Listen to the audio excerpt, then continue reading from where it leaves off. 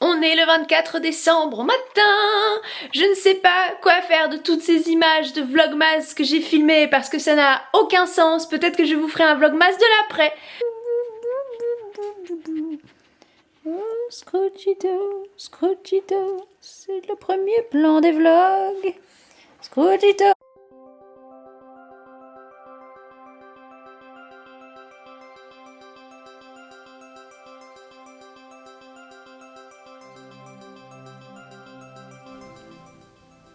Voilà un mois, à présent à peu près, que nous sommes passés en 2024. Cela fait un mois que je fais une pause des réseaux sociaux.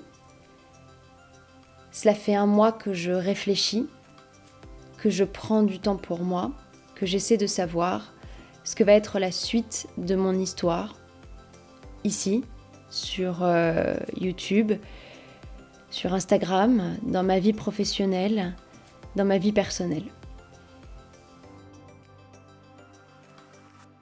Je crois que j'en viens à cette immense remise en question parce que cette année, je vais avoir 30 ans déjà, et puis parce que il s'est passé beaucoup de choses durant le mois de décembre 2023. Décembre est sans doute aucun mon mois préféré de l'année.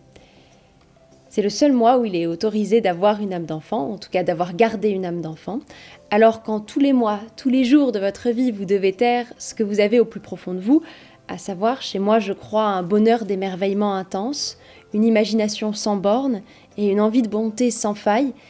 Décembre, c'est la clé de votre année.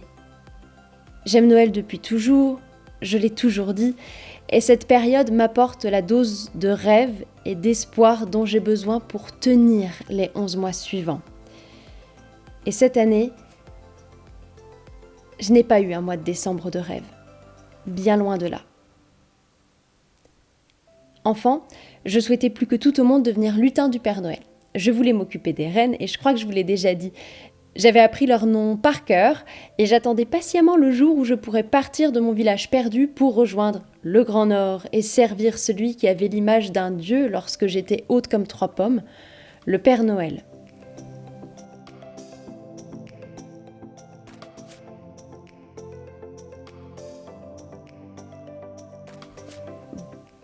Bon, je ne vous apprends rien.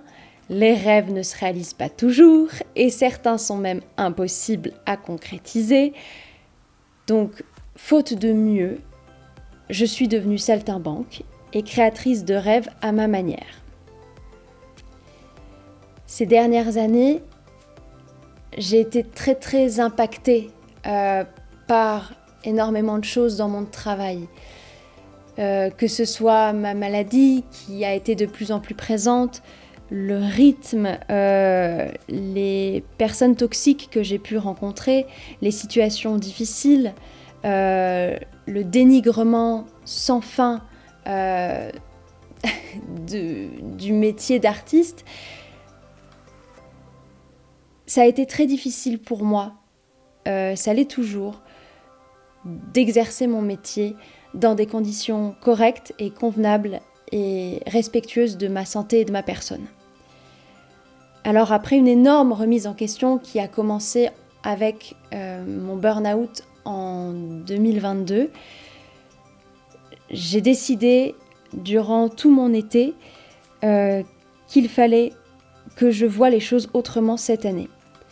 Donc depuis le mois de septembre, on a mis en place une routine à la maison. Une routine vraiment assez simple, mais qui est structurante. Et elle nous permet de nous offrir maintenant de véritables moments de repos et de répit. Et de septembre à mi-novembre, on a vécu une rentrée assez idyllique à la maison. Et j'ai pu retrouver le goût de ma vocation, de mon métier. J'ai retrouvé le plaisir d'aller en atelier, le plaisir de découvrir de nouveaux élèves, le plaisir de répéter, de jouer, de prévoir des projets, de créer des dossiers, d'écrire. J'ai retrouvé goût à mon travail et c'était merveilleux. Oui, mais voilà. Depuis mi-novembre et surtout en décembre, tout s'est accéléré. Il y a eu des dossiers à rédiger, des interventions à mener, des spectacles à répéter puis à jouer, encore et encore. Alors la routine cocooning, à ce moment-là, on l'a mise de côté et j'ai vrillé.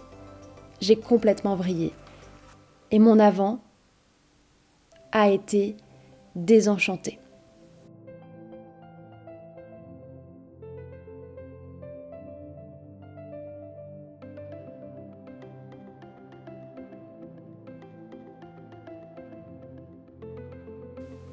Un chantier a également commencé à la maison sous l'impulsion de nos propriétaires. Et ce chantier est encore aujourd'hui loin, bien loin d'être terminé. Et ça nous a pris toute notre énergie en décembre. Nous étions comme assignés à résidence. Je ne peux pas tout vous dire, mais sachez que ces travaux nous ont énormément impactés émotionnellement. Et ça a été très difficile de vivre avec ces intrusions répétées à la maison, cette incertitude d'un chantier, cette pression de nos propriétaires.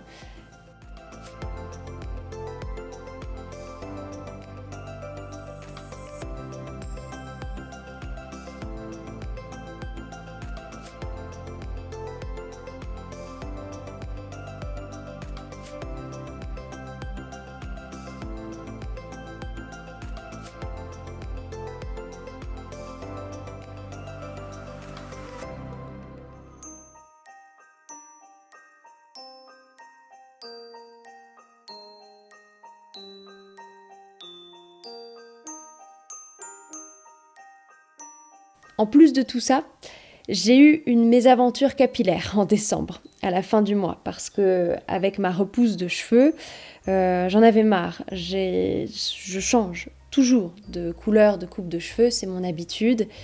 Et là, je n'en pouvais plus de ma tête. Alors, je suis allée voir une coiffeuse que j'avais déjà vue, mais uniquement pour des couleurs végétales.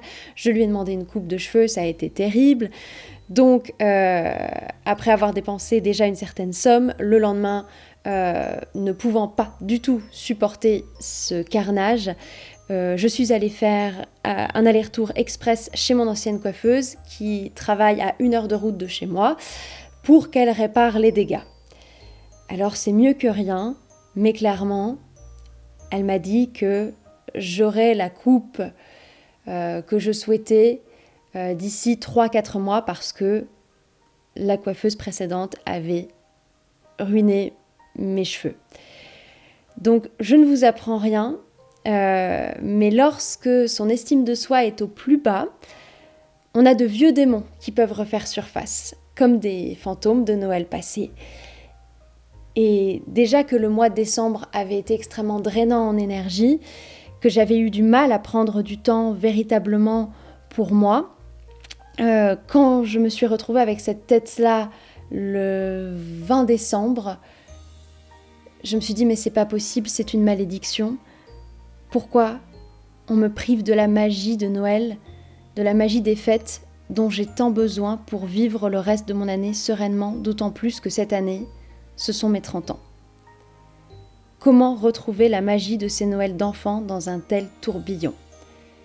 Quand je vois les images que j'avais commencé à filmer pour des vlogmas hebdomadaires, comme je le faisais avant, j'ai vu que j'avais tout de même réussi à maintenir une forme de magie grâce à mes proches, ceux du sang et puis ceux que je me suis choisis.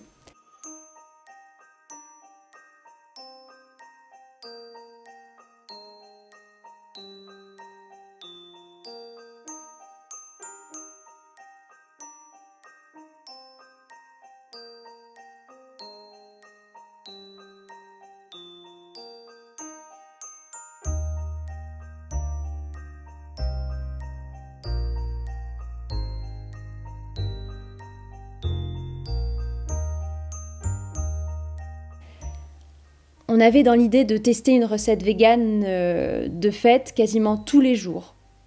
Alors on n'a pas tenu le pari, mais on a découvert de super recettes qu'on refait encore aujourd'hui et qui ont même réussi à émerveiller les plus sceptiques de notre famille. On a assisté à un concert, le concert de Garou, et c'était fun, c'était trop bien. J'ai pu chanter sous le vent en duo avec Garou et plus d'une centaine d'autres personnes, c'est vrai. J'ai continué à aller à la piscine avec ma grand-mère et une de mes grands-tantes. On a enregistré le 2e épisode du podcast avec ceux que je considère comme mes frères. J'ai retrouvé de vieux amis.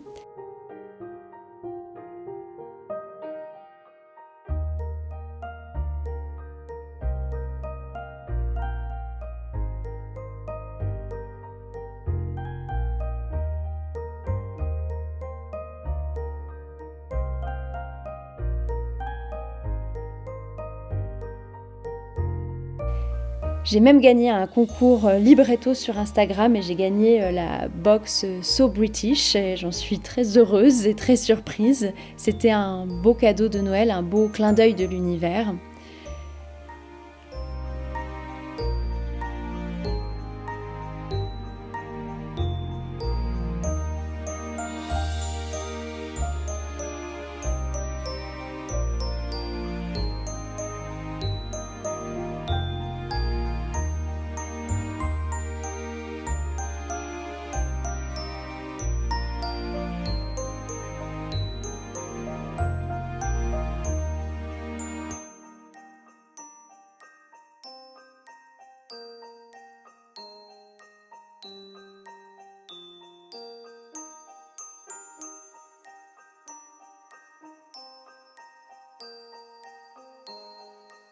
J'ai passé énormément de soirées entourées par mes boules de poils et c'était un cocon. Ça me permettait de souffler le soir après ces lourdes journées. On a pris le temps de regarder des films enchanteurs avec mon mari et c'est ça qui nous a permis de maintenir le cap. Alors, mon avant, j'ai dû travailler pour trouver de la magie. Et d'habitude, c'est l'après qui est terrible chez moi, parce que le Christmas blues arrive parfois le 25 décembre à 16h, et je suis une loque durant le reste des fêtes de fin d'année. Et pourtant, cette année, eh bien, ça a été l'inverse, véritablement, parce que mon après a été un enchantement sans fin. En fait, on a fêté Noël durant 15 jours. On n'a pas fêté le Nouvel An, on a fêté vraiment Noël pendant 15 jours. Et c'était magique de se retrouver dans ce jour sans fin qui était fait de rire, de jeux, de partage, de bonheur simple, de plaisir enfantin.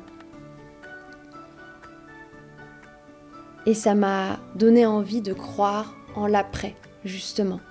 Ça m'a donné, ces 15 petits jours, l'énergie suffisante pour affronter 2024. Alors j'ai eu ma période de creux au réveillon du 31 et les 2-3 premiers jours de 2024 ont été extrêmement difficiles. J'ai beaucoup pleuré. Mais depuis, j'ai un regain d'énergie et d'enthousiasme et d'envie. 2024 marque le passage à la trentaine pour moi. Je l'ai déjà dit, mais c'est important dans une vie. C'est un passage que je redoute. Mais en même temps, j'ai hâte de passer à autre chose et de clôturer mes 20 ans qui ont été une décennie bien difficile à traverser.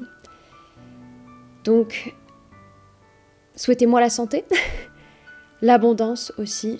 J'avoue que mon foyer en a besoin, comme beaucoup d'entre nous en ces périodes extrêmement difficiles. Et j'ai besoin de douceur, tellement de douceur. En tout cas, moi, c'est tout ce que je vous souhaite. Je vous embrasse.